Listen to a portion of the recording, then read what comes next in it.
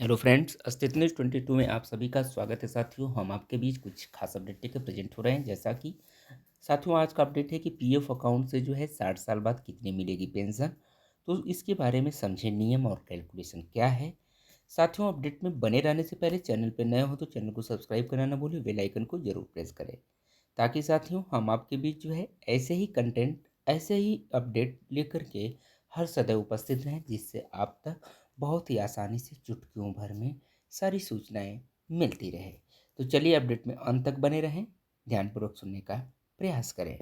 जैसा कि साथियों ईपीएफओ के मुताबिक अगर आपने 10 साल तक पीएफ खाते में योगदान दिया है तो आप पेंशन पाने के हकदार होते हैं। ईपीएफओ के मौजूदा नियमों के अनुसार पेंशन योग्य सैलरी की अधिकतम सीमा जो है वो 15,000 रुपये है।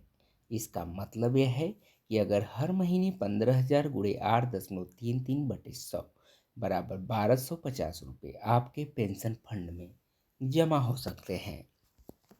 तो अंत तक बने रहें, विस्तृत जानकारी अब तक दी जा रही है साथियों।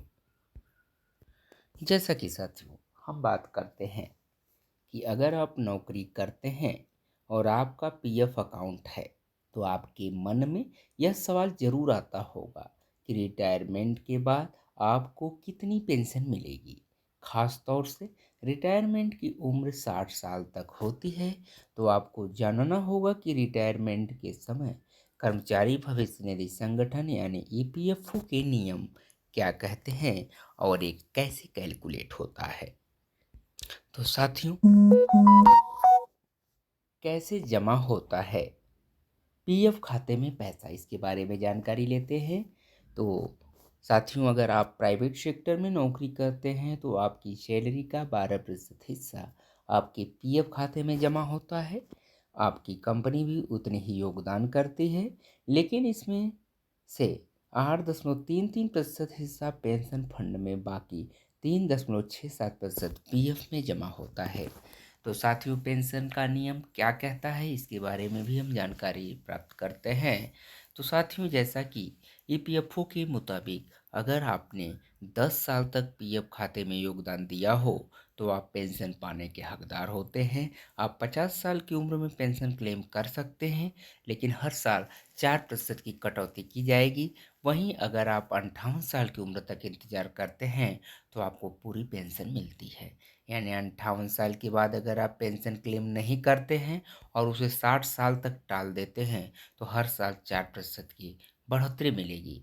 यानी 60 साल की उम्र में आपको 8% से अधिक की पेंशन मिलेगी साथियों। फिर उसके बाद बात करते हैं साथियों पेंशन कैलकुलेशन का फार्मूला क्या है, इसके बारे में हम पता करते हैं, जानकारी लेते हैं। तो ईपीएफओ के मौजूदा नियमों के अनुसार पेंशन योग्य सैलरी की अधिकतम सीमा 15,000 रुपये है। इसका मतलब यह है कि अगर हर महीने 15,000 गुणे 8.33/100 यानी 1,250 रुपये आपके पेंशन फंड में जमा हो सकते हैं। साथियों जब पेंशन की गणना होती है तो इस फार्मूले से ही निकाला जाता है। पेंशन योग्य वेतन गुणे पेंशन योग्य सेवा बटे 70 70 कर दिए। फिर उसके बाद बराबर जो है ये मासिक पेंशन। अब सवाल यह बनता है कि आपको 60 साल की उम्र में कितनी पेंशन मिलेगी। तो जैसा कि साथियों 60 साल में कितनी पेंशन मिलेगी इसके बारे में जानकारी लेते हैं। तो अगर आप 23 साल की उम्र में नौकरी शुरू करते हैं और 58 साल में रिटायर होते हैं तो आपने कुल 35 साल तक काम किया। तो इस स्थिति में पेंशन योग्य वेतन बराबर 15,000 रुपये, सेवा अवधि 35 साल हो तो पेंशन योग्य जो होगा वो 15,000 गुणे 35/70 यानी 7,500 रुपये प्रति महीना। वही अगर आपने 60 साल की उम्र में पेंशन क्लेम किया तो इस पर 8% तक की अतिरिक्त बढ़ोतरी होगी, लेकिन पीएफ पेंशन का कैलकुलेशन आपकी आखिरी 60 महीनों की औसत सैलरी पे बेस्ड होता है। तो उम्मीद करता हूँ कि अपडेट में लास्ट तक बने रहे होंगे। अपडेट के बारे में विस्तृत जानकारी आपने सुना होगा, समझा होगा, आपको समझ में आया होगा। और आप सभी साथियों से आग्रह करना चाहता हूँ कि यदि चैनल में नए हों तो साथियों सब्सक्राइब करना बिल्कुल नहीं भूलिए, बेल आइकन को जरूर प्रेस करिए ताकि हम आपके बीच साथियों ऐसे ही कंटेंट लेकर के ऐसे ही न्यूज अपडेट लेकर प्रेजेंट होते रहेंगे, जिससे आप तक बहुत ही आसानी से चुटकियों भर में सारी सूचनाएं आपको मिलती रहेगी। तो चलिए, आप सभी का हम अपने चैनल पे बहुत बहुत धन्यवाद प्रकट करते हैं। थैंक यू सो मच दोस्तों, ऑल ऑफ यू। जय हिंद, जय भारत।